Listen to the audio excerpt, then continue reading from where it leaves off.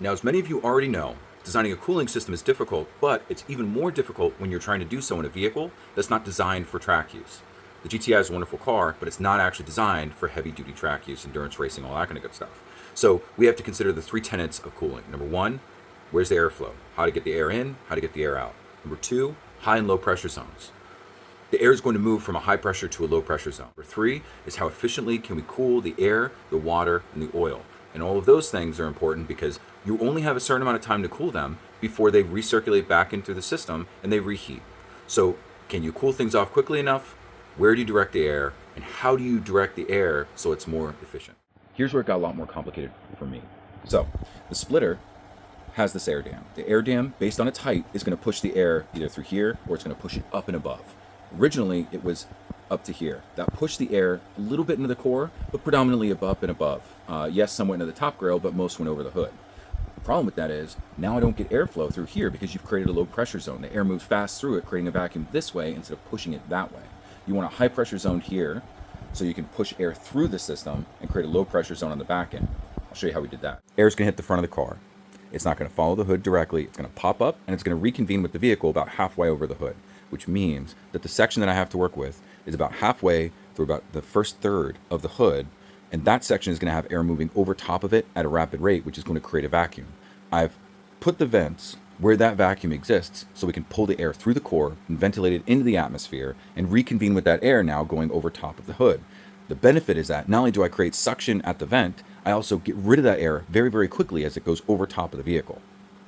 I've increased the size of the radiator, increased the size of the intercooler, and now there's very little space for the air to actually move around the engine bay.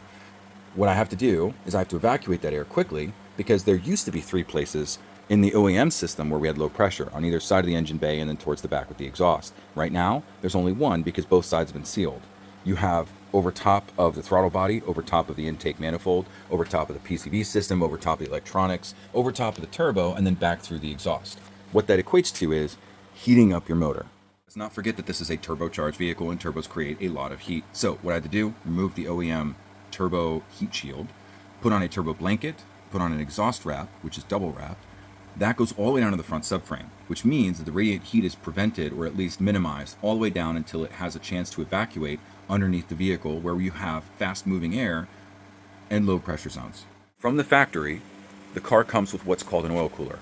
It's not an oil cooler, it's a heat exchanger. So you have the oil and the coolant in the same system.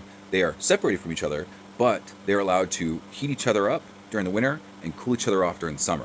The problem with that is neither system cools each other off when you're at track temperatures. You end up just heating both.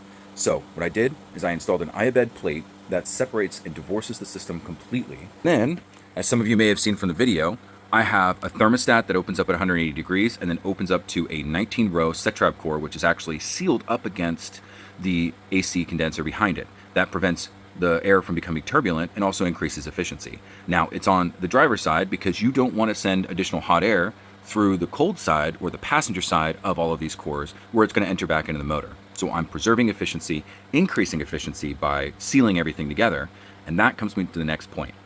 So let's recap real quick. I've got air going through where I want it to. I've got air going out where I want it from. I've got heat not radiating from where I don't want it to, and I've got systems divorced so that they are more efficient. Still ran into problems, and I found out that air was going places I didn't want it to go. So I sealed up the entire core with HVAC tape, and down here at the bottom, I don't know it's totally visible, but I've got ABS plastic sheathing, so there is nowhere for the air to go other than where it is absolutely directed to go, which is right here into the core. So now you've done all of this work. You definitely fixed the problem, right? No.